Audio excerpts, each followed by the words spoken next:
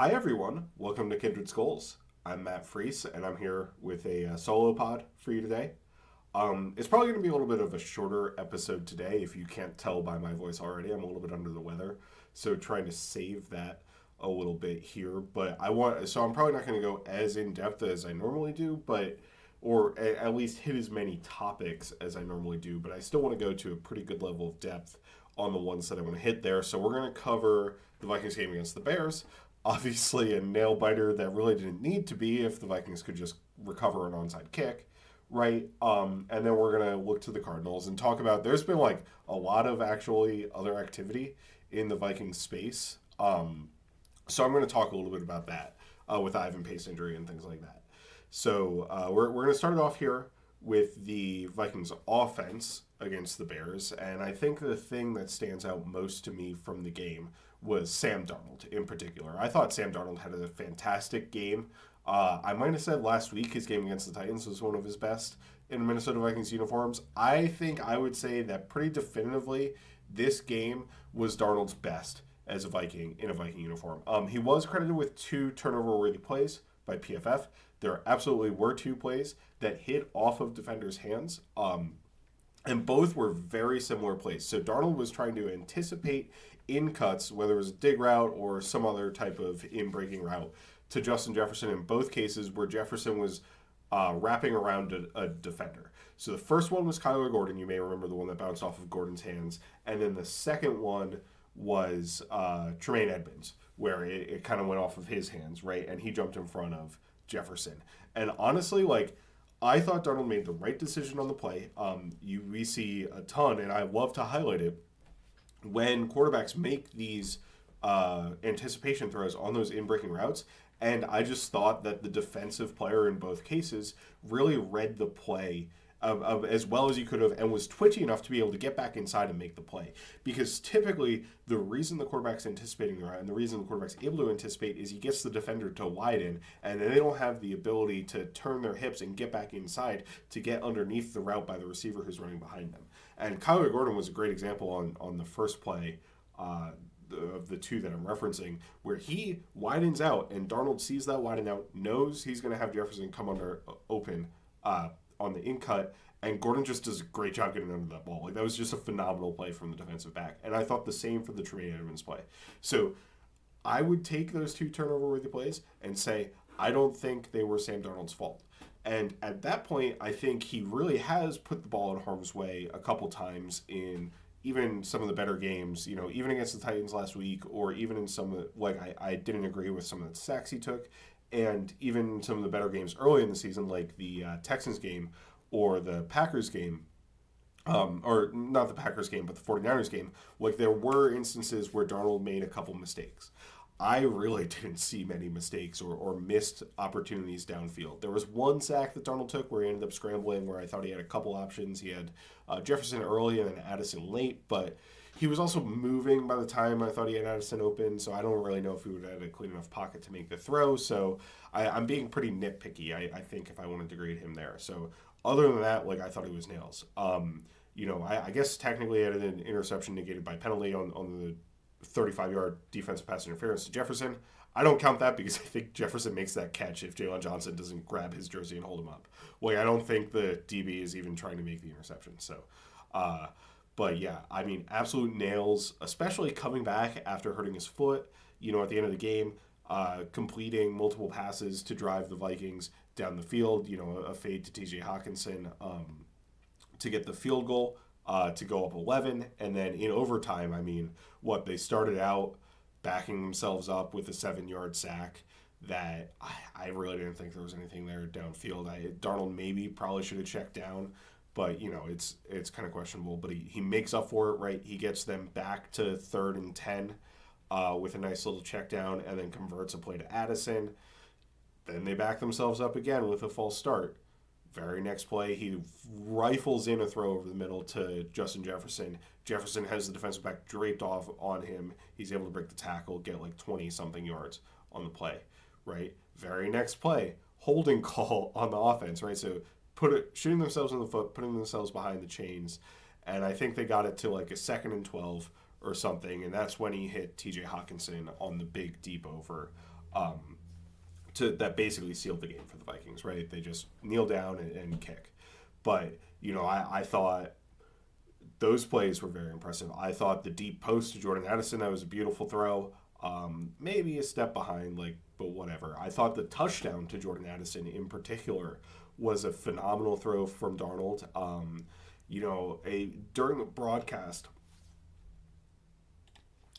the broadcast, I thought that Darnold, kind of threw it up there for Addison, and Addison had to make a really good contested catch. That's just what it looked like from that angle. But if you watch it from the end zone angle, you can see that Darnold really puts the ball in a place where Addison has a step on the defender, and he has to lift his hands out so the defender's arms can't really impede Addison's ability to catch the ball at all. So I think Darnold's throw really helped Addison catch that touchdown and make that catch through contact from the defender on that play. So I was really impressed with that throw.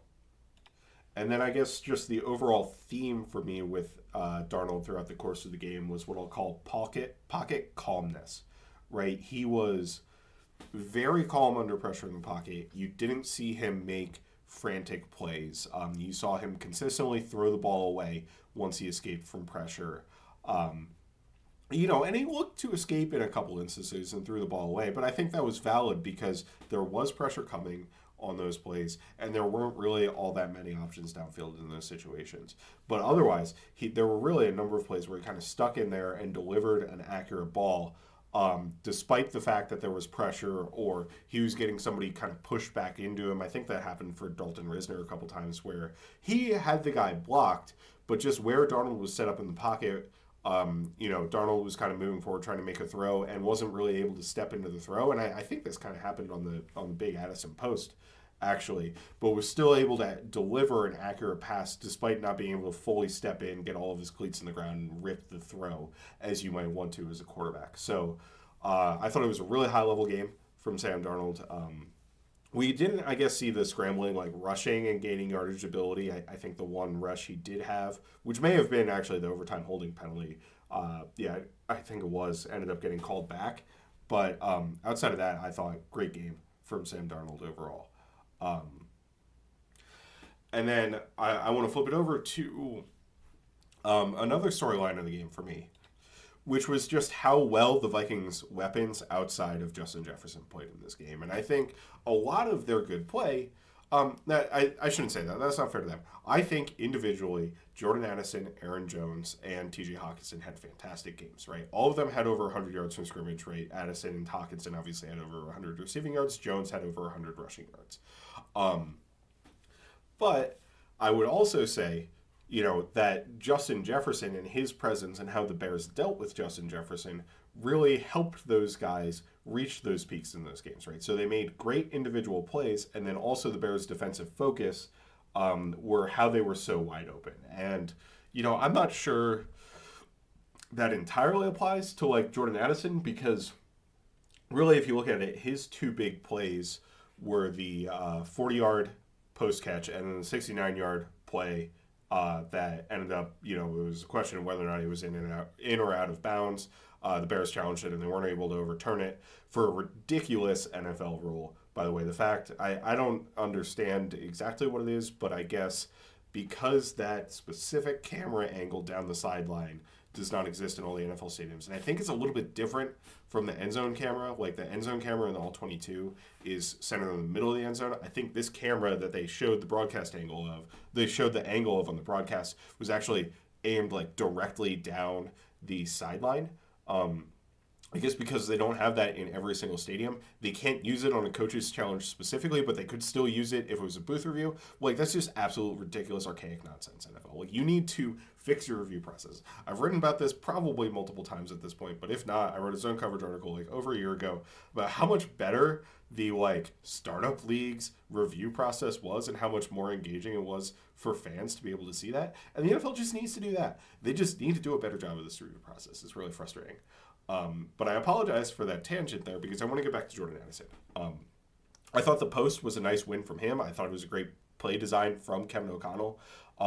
You see the safety nailed down on Justin Jefferson's crosser. I don't think that's the safety paying extra attention to Justin Jefferson in this case. I think that's just what the safeties are taught to do. When you had that sort of play, and Jalen Johnson really should have peeled off and gone deep and taken that safety's deep responsibility for the post. Now, it's a really difficult ask for Jalen Johnson in this case, and he kind of loafed a little bit, if I'm being honest. But I just thought so the Bears were playing quarters on that play, and the Vikings had 3 vertical threats in Justin Jefferson, TJ Hockenson, and Jordan Addison. Hockenson and Addison were coming from the same side. So if you think about it, you have a corner and a safety over that side. They're responsible for Jordan Addison and TJ Hockenson. However, if the outside corner, he has to play outside leverage because he doesn't want to get beat outside in quarters. So he needs help to the post. Usually the safety to that side would be help to the post, but sometimes the safety to the other side can be help to the post, right? But because the Vikings ran Hockenson deep, the safety to that side had to come down and care about TJ Hockenson, right? So the corner to the far outside doesn't have help inside because TJ Hockenson is holding him down. And then on the other side of the field, you have Jalen Johnson and the other safety, and Jefferson runs a crossing route. Once again, Johnson has outside leverage, so he needs help on in-breaking routes from Justin Jefferson in that situation. And that's why the safety nails down on the crossing route from Justin Jefferson. So that means that if you have 4 deep defenders across the board, right, the corner to the left has deep responsibility for Jordan Addison. The corner to the middle could help the safety in the middle on Hockenson's side could help on a post from Addison, but he's taken away by the deep curl route, or maybe it was a deep over route, but I think it was a deep curl route by Hockenson. And then the next safety, the third safety, right, is taken away by the deep crosser by Justin Jefferson. So the post help for the corner on the far left side has to come from the corner on the far right side. And that just makes it really, really difficult to be able to help. So as soon as Darnold sees quarters in that situation, I think he's ripping the throw because it's basically impossible for Jalen Johnson to help, to be post help on that play. And of course, it works out for a big gain. But that's also credit to Jordan Addison for making a catch in what wasn't terrible coverage from the outside corner. Like, he was within a step of him. He just wasn't able to stop the post because he's playing with outside leverage. He's at a natural disadvantage. Jordan Addison took advantage of that disadvantage. And then if you look at the big 69-yard play, you see that the deep safety, and I think it was cover 3 to that side, and it was Addison and Jefferson on the same side. The deep safety's on the hash. He plays the hash the entire time. And he's playing the hash the entire time. But the corner to the other side gets drawn up, I believe, by the run fake. I think it was a play-action play. So really, the corner has deep responsibility against Jordan Addison to that side, but he's not in the play, and the safety has to try to get over to cover it, but he's just late to react to Addison running the over route. He's got to read both Addison and Jefferson and help on the vertical of both of those guys. So I don't necessarily blame him for it, but I don't think it was necessarily that he was paying extra attention to Justin Jefferson either. I think he breaks when he sees Addison break. He was just late to anticipate Addison's break, so he's out of position. And then Addison does the rest with kind of defeating the angle with his speed and being able to tiptoe down the sideline and getting 69 yards on the play, right? So really great individual plays by Jordan Addison. I did think the TD was helped out by Justin Jefferson a little bit, and basically the Bears were running cover 1 man with a rat, or I guess technically a robber if you count the safety as a robber. And the safety probably should have cut, like the way I would have preferred the Bears to do it would be to cut Jordan Addison, meaning Addison's running a crossing route, the rat takes the player running the crossing route, and then the player who was on Addison, who I think was Jonathan Owens, would become the new rat. Instead, the rat, who was Byard, dropped off and helped with a middle of the field zone, and that ended up being double coverage on Justin Jefferson. That's a valid way to play it, even if it's not Justin Jefferson that you're worried about, right? But it helped because I talked about the leverage that Darnold was able to make that throw with, and the space that Addison created by getting a step on Jonathan Owens to have Darnold, give Darnold the ability to put him in the perfect spot. So I think the way they played it probably paid a little bit much attention to Jefferson, so he helped Addison out in that case. Otherwise, I think it was mostly Addison helping himself. TJ Hockenson, I think definitely, even though he made good plays, especially the catch against Kevin Byard where he forced holding and then made a contested catch anyway. But like if you look at a couple of his big plays, you can tell that the defense is paying extra attention to Justin Jefferson. And specifically, what they were doing is they were putting Jalen Johnson in press man coverage on Justin Jefferson, and they were running zone in other areas of the field. So that big play that led to the game-winning field goal in overtime, Jalen Johnson presses Justin Jefferson off the line of scrimmage. Jonathan Owens to that side. I think Owens is in a cover 3 zone. But Jonathan Owens to that side ends up also chucking Justin Jefferson once he gets to like 5 yards or something, trying to put his hands on him, and completely abandons his deep third zone responsibility, which has TJ Hockenson coming across wide open to get like 30 plus yards or whatever he got on that play. And if you look at the other big TJ Hockenson play, which was the one that set up the field goal that put the Vikings up 11, there's another great Kevin O'Connell third down bunch design where he had Hockenson motion from the outside into the bunch. So it was a 3-man stack with Hockenson being the outside-most player on the 3-man stack. He motions inside, it becomes a bunch. And the Bears are playing press man coverage on both Addison and Jefferson. So they have a linebacker, TJ Edwards, manned up on TJ Hockenson.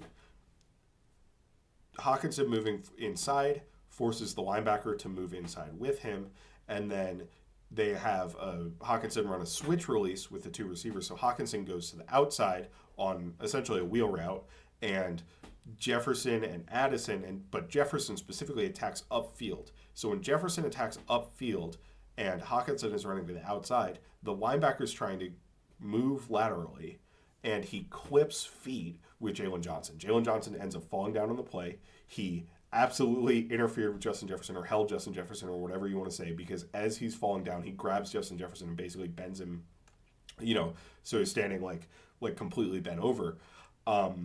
But the little bit of a clip of a foot plus TJ Hawkinson's natural athleticism, like I think TJ Hockenson against a linebacker is a matchup I'll take one-on-one any day.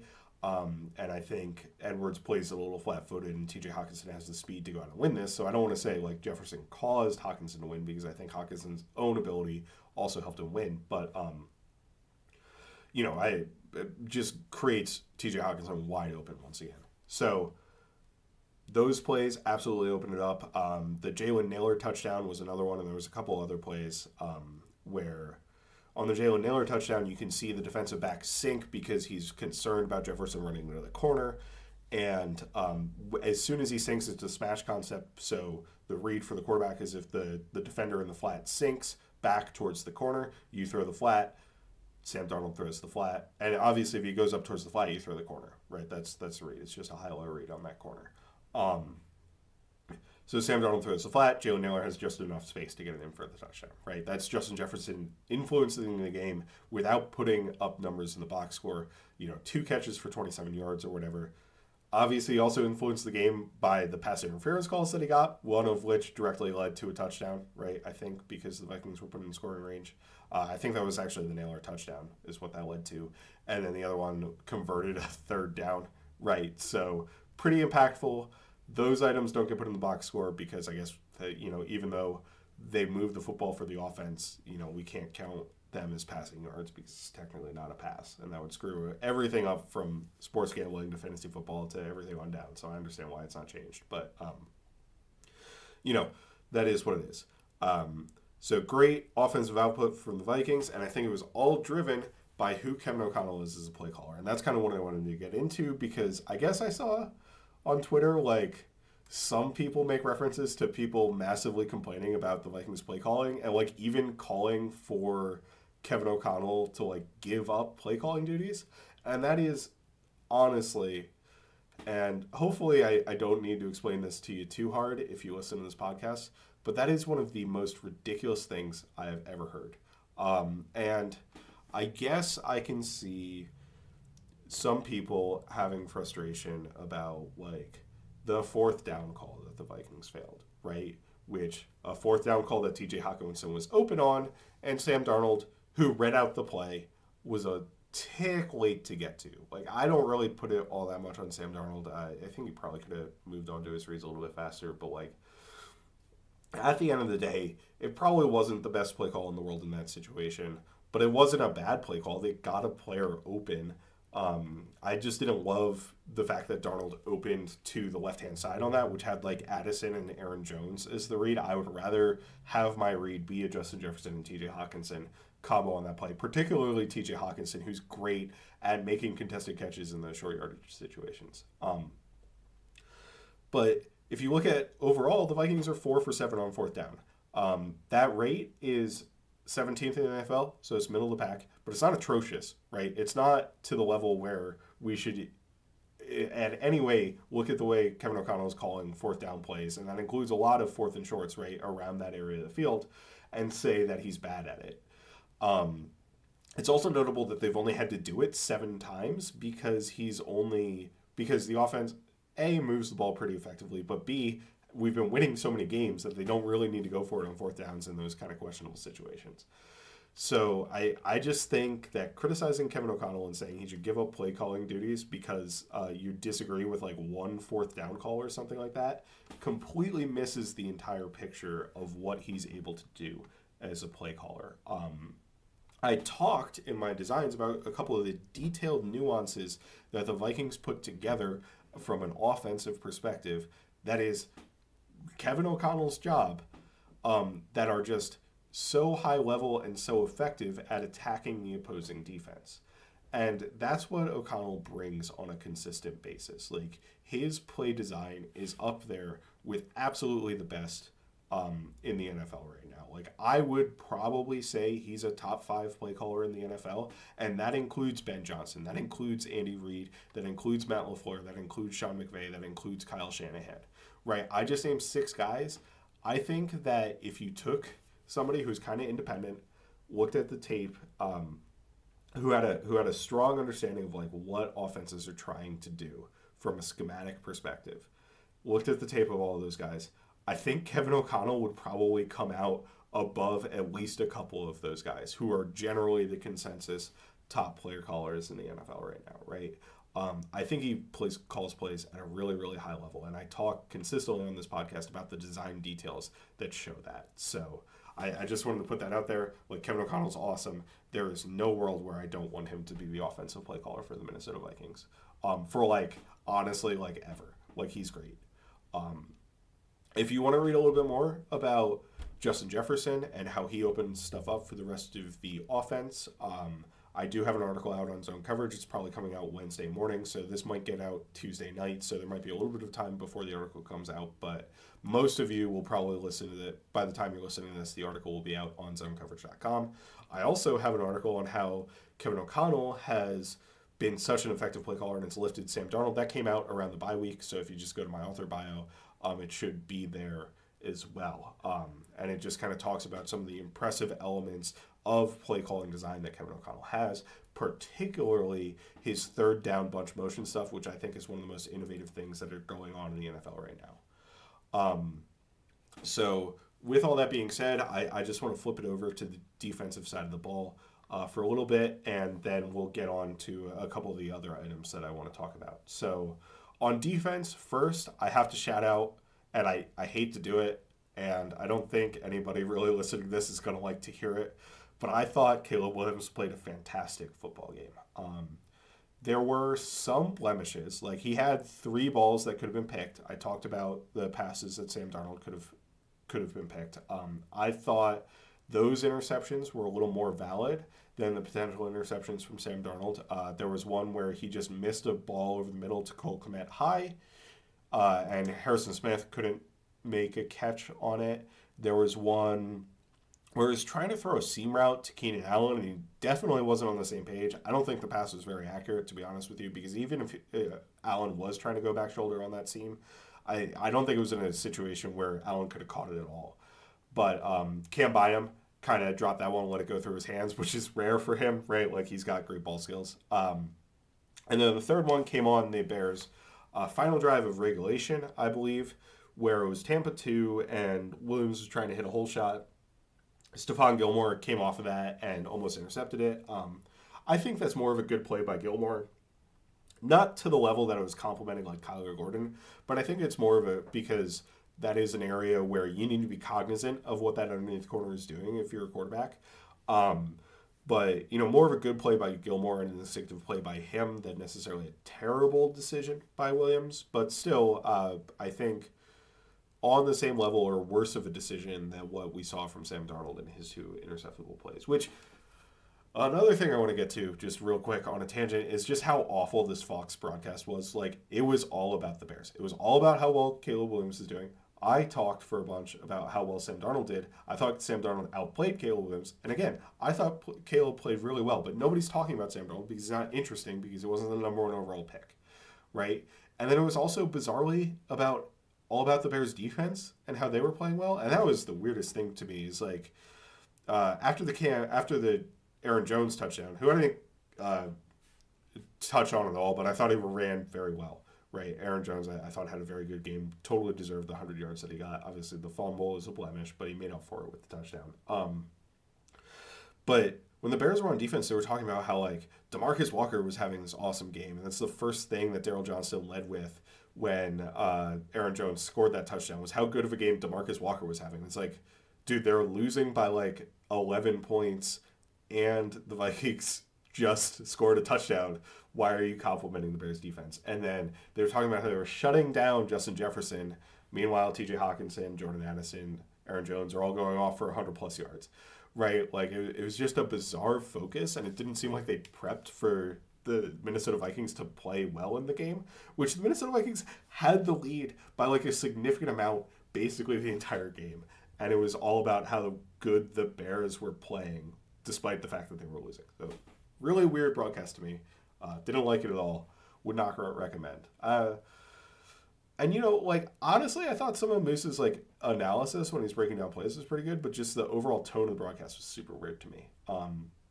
Again, Caleb Williams, awesome.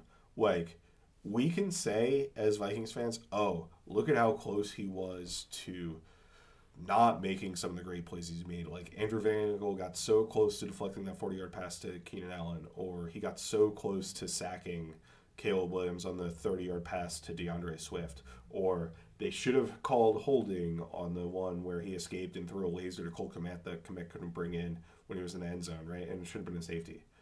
I agree with the holding one. The other two is like, okay, this Vikings defense is the best defense in the NFL, right? They're the best by EPA per play. They're the best by DVOA. Pretty much any way you slice it, they are the best defense in the NFL. If Caleb Williams is able to do this against the best defense in the NFL, who just shut down, notably bad quarterbacks in Will Levis and Joe Flacco and Mac Jones for 3 weeks to where they had no offensive output, and Williams is able to make these good plays against the Vikings, he's that good. Like, that's the unfortunate reality for Vikings fans because we're probably going to have to live with this guy being a great quarterback for the Bears for a long time if we base it off of this performance. I will say, there were some blemishes. It wasn't perfect. I do think there were more misses, I think, just straight up like inaccurate passes than I was expecting from Williams. But overall, I thought he processed things really quickly, and that was the most impressive part. In order to be effective against this Vikings defense, you have to have a high-level processor or quarterback who's able to quickly go through reads and identify the coverage post-snap and doesn't get confused by the coverages. Like, we confused Aaron Rodgers, right? We confused Jordan Love. We confused Brock Purdy. CJ Stroud, I thought, actually played really well when I went back and watched it. But we still got CJ Stroud a couple times, right? We confused him, and we made him make mistakes. We couldn't make Caleb Williams make mistakes at that same level, and I think that's a really big compliment to how Caleb Williams played the game. And, his athleticism was obviously on display. And maybe that's a downside for the Vikings defense, right? Maybe they just don't have the guys to be able to corral because we see guys kind of make plays on those scrambles. But I bet the Vikings scramble EPA isn't worse than the majority of the league. So I think we're good enough at that where it's not too much of maybe this is specifically the Vikings' weakness. I just think we have kind of high standards. And when the defense doesn't meet those standards because of how they've played, over the last couple of years, we get a little bit disappointed and start thinking the defense is really bad. It's not that the defense is really bad. It's that Caleb Williams played a really good game. It was really efficient in terms of how he was able to dissect the Vikings defense. And even with all that said, before the game was, I'll call it quote unquote out of hand, right? I think when the Vikings were up 11, um, really for all intents and purposes, I considered the game over at that point. I understand the Bears got into it, got back into the game, right? They tied it, it went to overtime. The Vikings very easily could have lost this football game. But from a defensive perspective, like you're fine with allowing them to score that final touchdown because you're expecting to recover the onside kick. An opposing team recovering the onside kick is not a sustainable way for the Vikings to lose football games, right? Recovering an onside kick is incredibly difficult. They got lucky that it bounced off of Munt's leg and they were able to catch it. The Vikings have recovered how many onside kicks this year? Like 3 or 4 plus onside kicks this year, right? I don't think it's a sustainable problem. So when you're playing defense in that situation, you just want to make sure that they don't score too fast. And the Vikings did a pretty good job of making sure they didn't score too fast, considering that the Bears had 20 seconds left. But honestly, like all the Vikings needed to do was get the ball back because they could have just knelt it out as soon as they had possession of the ball if they got it at any point after kicking that final field goal because we were past the 2-minute warning and the Bears had no timeouts, right? So at the end of the day, if special teams does its job, which it didn't do, we're not talking about any of what happened at the end of the game in garbage time at all. So I don't really put that on the defense, and I want to get into it a little bit because the 2-minute defense has been a topic of conversation. First of all, I also want to touch a little bit on, I think, some of the consternation with Kevin O'Connell's fourth and one decision earlier in the game got compounded by the fact that we kicked the field goal instead of going for it, when if we go for it and we make that, we win the game automatically, right? And all we have to do is kneel out. In that situation, to me, kicking the field goal is the right call 10 times out of 10. Not 9 times out of 10. Or 9 times out of 10. Not 99 times out of 100. 10 times out of 10, that is the correct call. 100% of the situations, I want my head coach to kick a field goal there. Because, again, the opponent needs to not only score a touchdown, not only get a 2-point conversion, not only recover an onside kick, but also successfully get the ball back down the field and make a field goal, right? They need all 4 of those things, which are probably the scoring a touchdown against prevent defense is a medium probability. Getting the 2-point conversion is a 50-50 shot, right? The Bears went 1 for 2 on 2-point conversions. It's roughly a 50-50 shot. It's actually like a 46% shot, right? So you're already below 50% there. Recovering an onside kick is like a 10% chance. So you already have like less than a 1% chance, and the Vikings had like a 99.6 win probability by the time they kicked that field goal, right? Like they were absolutely supposed to win that football game. And fortunately they did. But from a decision-making standpoint, absolutely kick the field goal. From a defensive standpoint, I agree with how they played it. So if you look at that drive, I think the way the Vikings called it did back off a little bit compared to what they had done previously. If you look at the previous touchdown drive, there's still a lot of cover 3. There's a lot of quarters, and the Vikings are primarily a quarters defense that they're running. There's Tampa 2 mixed in, and they ran a lot more man coverage, I would say, in this game and last week against the Titans than we had seen throughout. But on the final drive of the game, the coverages the Vikings ran were 2-man, Tampa 2, and 0. There were not quarters reps in that situation. So that's definitely playing softer coverage to me. 2-man, you man up so everybody can run with somebody vertical and you still have 2 safeties over the top, as opposed to the situation where you can get a one-on-one deep route like on the inside, like I talked about with the Jordan Addison post in quarters. Tampa 2, kind of similar. You're protected up the middle of the field with the pole runner. Your guys kind of underneath can run under stuff, and the Tampa 2 coverage was one where the Gilmore almost got the interception. And then 0 is I'll call it a time-wasting play for the defense, right? So when the Vikings are running cover 0, obviously they want to sack the quarterback if the opponent doesn't have a good answer for it. But what they really want to do is force a short completion, right? And that's valuable, especially in the 2-minute drill, because you force a short completion and then you run the clock, right? The Bears don't want to use up time, right? The time is their enemy in this case, right? So you force a short completion, you hopefully tackle them in bounds. That's the reason you run cover 2 in that situation. And it worked. It got the Bears down to 20 seconds before Akayleb Williams was able to escape a sack and make a great play to throw a touchdown when the Vikings got a little bit overeager to end the game and sack Akayleb Williams, right? Functionally ending the game because the Bears would have had like 10-something seconds to get back to the line, and then you barely have time for a Hail Mary chance, even if you recover the extra point, right? So Shaq Griffin abandons his responsibility on what's his name, on Keenan Allen. Keenan Allen ends up wide open for the touchdown. Akayleb Williams makes the throw, right?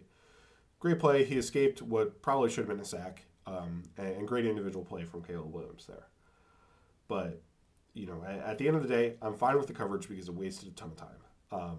If you look at the play that set up the field goal, the Vikings were in cover 3, and Akayleb Williams did a good job of manipulating Josh Metellus, who should have been in the zone, probably to stop DJ Moore from making that catch.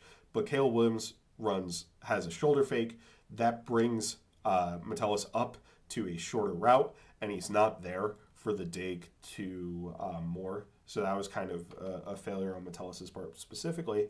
And the Vikings defense gets it together in overtime, stops Akayleb Williams on a scramble, sacks him, plays great coverage, and it leads to a coverage sack with Williams kind of bouncing around too much in the pocket, and then shuts down like a 3rd and 26 play, right? So they get off the field, they do their job. It should also be noted that, like, strategically, I think the way teams play in not so much 2 minute at the end of the half, but especially 2 minute at the end of the game, has a hidden advantage. There's a couple advantages for the offense, but I think one hidden one is the likelihood that they're going for 4th down conversions. On the Bears' final 2 touchdowns, right, which they both absolutely needed to tie up this football game, they converted 4th downs on both of them, right? And one was, again, a Akayleb Williams scramble, where he was just able to barely get outside and was able to convert the 4th down.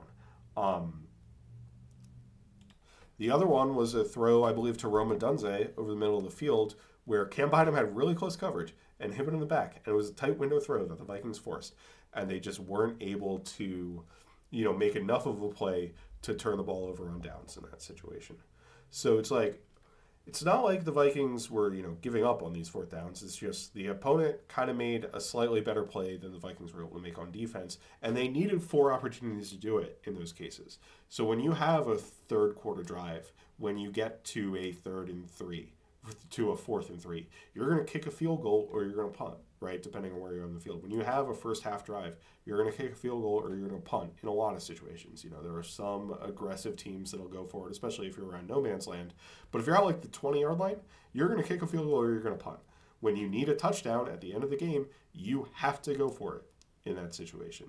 So, I think that strategically just gives the offense an extra down, right? An extra... And that's like a 33% more opportunity to get another first down. That makes it difficult on any defense, right? You're adding an additional 33% to what your opportunities are, right? Because you have 3 opportunities, divide that by 3, add 1 more. So I think that makes 2 minute defense, especially when you're up, a lot harder. And we combine that with, I talked about the Vikings were playing a little bit more off. That just allows the defense to move the ball, the offense to move the ball down the field more effectively, as long as they're playing the clock. And then the other thing that I think harms the Vikings defense, which is probably a little bit more obvious and a little bit more straightforward, is that because their defense is so predicated on disguise, opponents running very simple plays like they do in the 2 minute drill, hurrying up to the line, not substituting on offense, making the Vikings kind of line up, and then they snap the ball and there's no real opportunity for pre-snap disguise or changing things with motion or reading out the play on defense and making a check based on how the offense is lined up, I think does simplify the Vikings defense a little bit. So I don't think, it's not purely that, it's easier to move the ball in 2 minute across the board. I think the Vikings defense has a couple of unique challenges there, but the Vikings defense is so good that I don't really want to change it for that specific reason, because I think they still were relatively effective at stopping the Bears, even if they did allow them to tie the game. Because again, outside of a huge special teams mistake, the Bears don't tie the game in this one, right? So that's kind of going to be all I'm talking about against the Bears. I guess I should shout out Jonathan Bullard, who I thought had a great game in run defense. Like, he was the standout player of the game from the Vikings side for me, just in terms of on the defensive side of the ball. But I'll flip it over to the Cardinals a little bit, and I've only got a couple of talking points on them, right? So, like, the first is, Kyler Murray, and the Cardinals offense has been playing really, really well so far this year.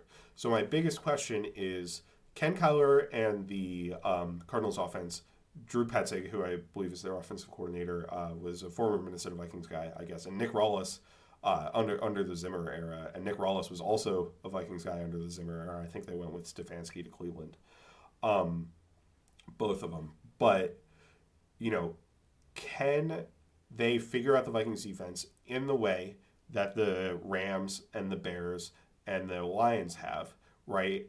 And have the opportunities to move the ball effectively when they see the coverage back there. And can Kyler actually read out and execute that on the field? Because I think for all of his athletic ability, that's kind of where he lags behind most in terms of who he is as a player, is that processing ability. So I wouldn't have a ton of faith in Kyler being able to process that quickly in the way that Caleb Williams honestly surprised me with how well he was able to do, right? In the way that we know Jared Goff and Matthew Stafford can. So can Kyler and Drew Petzing actually figure that out? If they can, they're going to be able to have a decent day against us. If they can't, and I think it's more likely that they can't, I don't think they'll move the ball with much effectiveness, even with all the physical talents that Kyler has, with the physical talents that Trey McBride has, with the ball, with the talents that Marvin Harrison Jr. obviously has. But the secondary question there is, can the Cardinals actually get a run game going against the Vikings? Because basically nobody, except the Lions, has been able to get a run game going against the Vikings. Maybe the Rams did it a little bit too. You need to have a great offensive line up front, which I don't think the Cardinals necessarily have. But you might be able to mitigate that, and the Cardinals do have and have had a really, really effective run game the entire time, like Kyler and James Conner have been there, because the quarterback run threat adds an additional layer. And that's not something the Vikings have necessarily played against all that much this year. You could say Daniel Jones is a quarterback run threat, right? But that team's kind of a disaster. And then outside of that, like, the Titans tried to run it with Will Levis, and I talked about last week how the Vikings completely shut that down. But none of the opponents the Vikings have faced, because the Colts decided to start Joe Flacco, have had quarterbacks with a significantly mobile component, especially in the designed run game, right? Caleb Williams, they didn't really design runs for him, and the Bears' run game wasn't effective at all. So I'm interested to see if the Vikings can continue their run defense dominance against a team that doesn't have a great offensive line, but does have the added layer of the quarterback run threat and a good running back, honestly, in James Conner. I would say Conner is not the archetype of running back I'm particularly concerned about for the Vikings. Like, Jahmyr Gibbs killed the Vikings. David Montgomery didn't necessarily kill the Vikings, and Conner is more of the Montgomery variety, right, than the Gibbs variety in terms of the explosiveness that Gibbs has. So I think the Vikings have a decent shot. The other added layer is that Ivan Pace is going to be out for the Vikings, and I think Ivan Pace coming forward in the run game is absolutely a fantastic asset to the Vikings that Kamu Grugier-Hill does not give them. I think Grugier-Hill is probably a better coverage player at this point than Pace is, but, like, part of the reason the Vikings are so good in run defense is because Ivan Pace is so good moving forward and is basically unblockable by opposing offensive linemen, right? So he can just get around them and get to the running back. So I'm a little interested to see how that plays out. But I still think the Vikings will be able to shut down, because schematically they've been really good against quarterback run game. So, like, they have those gaps covered. They'd be able to string runs to the outside by Kyler out from a schematic perspective, especially because they often play with an extra guy down in the box, right? And that's the reason they're good schematically against it. But we'll see how it plays out. That's kind of interesting. If you flip it over to the offensive side of the ball for the Vikings, I just think they need to not turn the ball over. Like, there aren't many players that concern me on the Cardinals defense, right? And they've put together a pretty good defensive performance, despite the fact that they really don't have any stars besides Budda Baker on the other side of the ball. But I think the Vikings' offensive firepower can just overtake what the Cardinals are able to do. It's a little bit of a question of whether or not Cam Robinson is going to be able to play. So David Questenberry, who let up a lot of pressure when he had to come in, didn't really get to that too much, but would be an issue.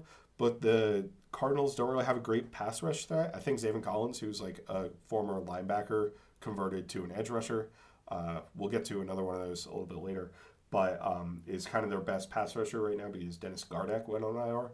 And I just don't see them as significant pass rush threats who will be able to impact Sam Darnold, who I think is playing really well in the pocket right now and against pressure. So as long as Sam Darnold doesn't start making catastrophic mistakes, as long as the Vikings don't continue to fumble the football all the time, I say as long as, right? If they don't have catastrophic fumbles in this game, I think they'll be just fine on offense and be able to outscore the Cardinals in this game.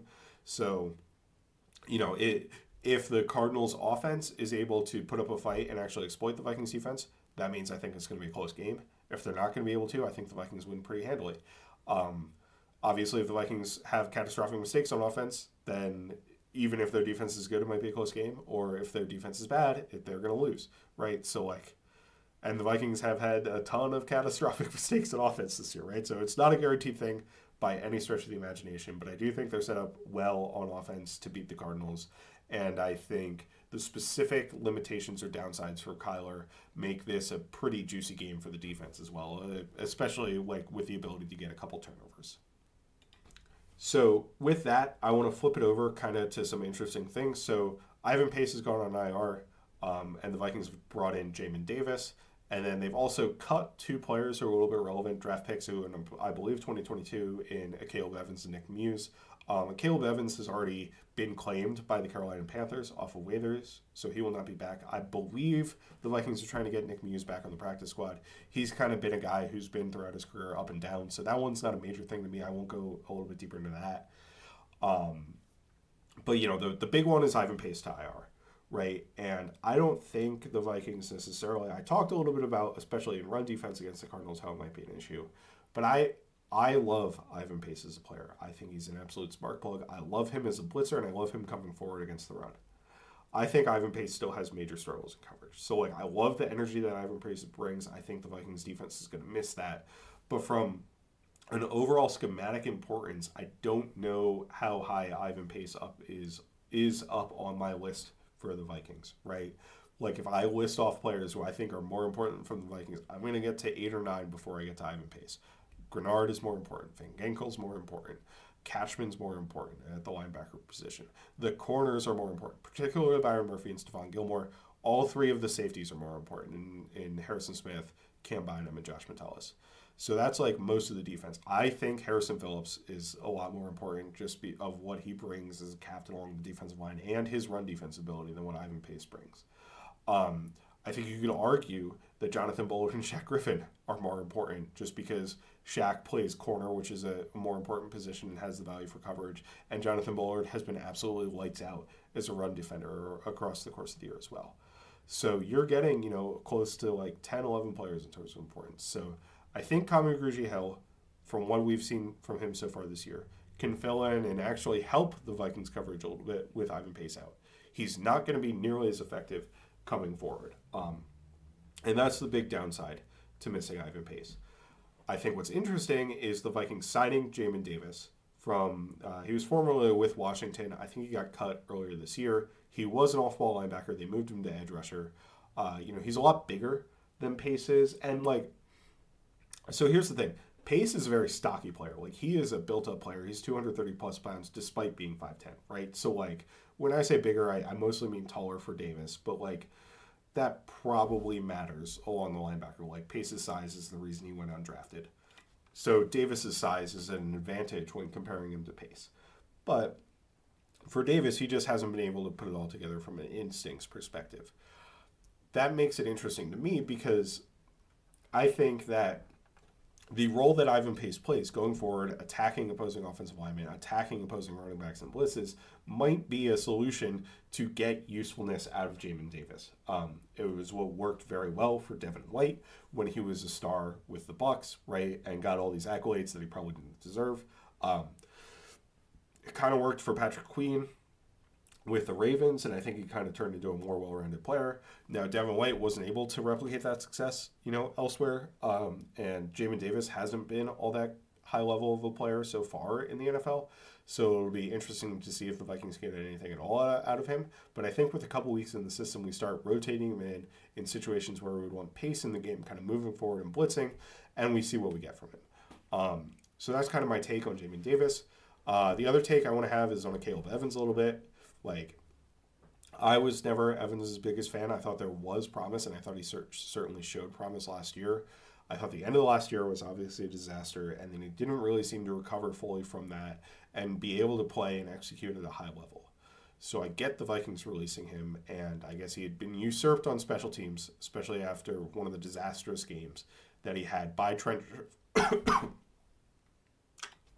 Sherfield, and obviously Sherfield, I think is just a better special teamer than what Evans is going to bring.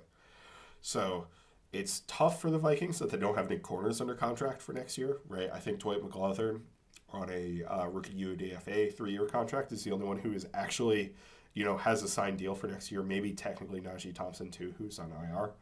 But, all the other guys are on 1-year deals. So I would have liked to see him develop and become, a potential starter. But if the Vikings cut him, obviously they didn't really see that in the cards. So I can't really blame them too much for that. But Evans getting cut is kind of interesting to me because it shows, it kind of highlighted me, and I looked it up, the overall lack of roster movement that the Vikings have had over the course of the season.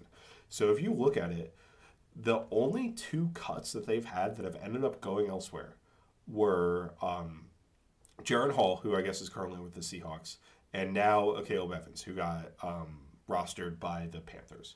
Nick Muse is still TBD. I expect he'll go back to the practice squad. And then Tristan Jackson was the only other cut, and he's currently on the Vikings practice squad, right? So that was just kind of roster shenanigans. Like, they wanted somebody else in instead of another wide receiver who wasn't being active in any of the weeks. So they demoted Tristan Jackson to the practice squad and got lucky that nobody claimed him, right? So besides those moves, everything else has been players going on IR, right? You have obviously Christian Darrisaw going on IR. You have 2/3 of the special teamers going on IR. You now have Ivan Pace going on IR. And then if you look at like the players they've added, it's been like TJ Hockenson coming back from IR. Gabe Murphy, who's also a candidate to kind of do what Ivan Pace did, even if he's more of a true edge rusher in my opinion, coming back from IR. And then you have injury replacements, right? So they brought in Brett Rippon from the outside. They brought back Cam Akers, who was with the team last year, from the outside. But if you look at the other players that they've promoted or added, right? Cam Robinson they traded for because of Christian Darrisaw. Jamin Davis they added because Ivan Pace got hurt.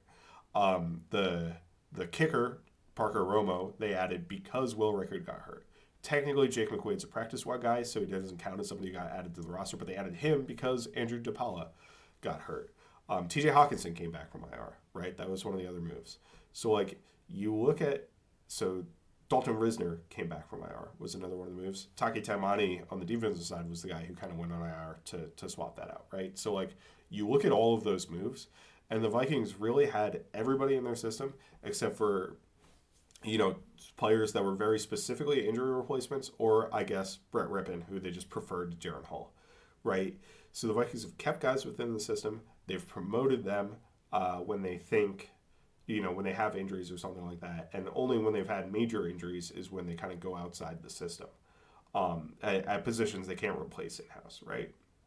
So it's been a pretty interesting roster management from the Vikings this year from that perspective. To me, just because I think they really believe in the talent that they have in the building, and it's proved out that they're a 9-2 football team, right? Like, this is a lot better team than I think anybody in the Vikings sphere would have expected prior to the season. So I just want to credit the Vikings roster building for the fact that they haven't even had to move outside of their own building for the vast majority of moves this season. And the only times they have had to do that was due to injury. I guess the other talking point is Daniel Jones, right? I would love for the Vikings to replace Brett Rippon with Daniel Jones. If they bring him in, I'm sure his Giants contract has offsets, so they would just have to pay him the minimum because Jones would obviously want to stick it to him. And the rest of what he's getting paid this year would just be the minimum salary for the team that signs him because he's already getting paid, 40 plus, 20 plus $1 million or whatever it is from the New York Giants that would offset otherwise, would be my expectation. So with that in mind, I think Jones is a good add. I think it would be important for the Vikings to look ahead to next year. I think Sam Darnold has kind of priced himself out with his level of play of a stopgap option for the Vikings if they want to start J.J. McCarthy. So I think you want to try to look at bringing in somebody because Nick Mullins is also a free agent, and I think Daniel Jones is just a better player than Nick Mullins flat out. Like, there's a reason Daniel Jones was a starting quarterback and got that contract, even if he's not all that good. Nick Mullins is a great guy to have in the room because I think he brings a high level of mental capacity, but I just don't think he has the physical ability to be a high-level quarterback. So he's not a guy I would really want as my option if for some reason J.J. McCarthy isn't ready or if for some reason J.J. McCarthy doesn't look good, right? Like, I think the Vikings still need to have a J.J. McCarthy contingency plan, even if I believe he is the guy moving forward, and I think he will be excellent once he starts for the Vikings. So I think bringing in Daniel Jones on a minimum deal to evaluate that would be a smart decision, and I think really it's up to Daniel Jones with his preference with who he's going to sign because I don't think he's going to earn more money anywhere else just because of the way the contract language offsets work. So, yeah, that's my thoughts on the Daniel Jones thing. So, lots of Vikings roster movement there. I am under an hour, which is about a record for me, even doing these solo podcasts. So, I will call it. I made this a little bit shorter than the typical podcast because I'm a little bit under the weather. If you want to follow me, you can follow me at Fries Football. That's good on both Twitter and BlueSky. You can follow my co-host. And I've pretty much stopped posting on Twitter. Like, I'll post a couple things that are too long for BlueSky, but if you want to see my film analysis that I go through every week and all the clips that I post every single week, please go ahead over to BlueSky and follow me on there. Like, I just prefer using it from the user experience at this point. I don't have a weird ad every 3 posts. I'm sure they'll add ads eventually, but I'm very much enjoying not having them right now. Nick Olson, at Nick Olson NFL on Twitter. You can follow the podcast at Kindred Skulls on both Twitter and BlueSky. You can listen to us on Spotify, iTunes, wherever you get your podcasts. We're also available on YouTube. And with me getting through all of that in one breath somehow, Skol Vikings.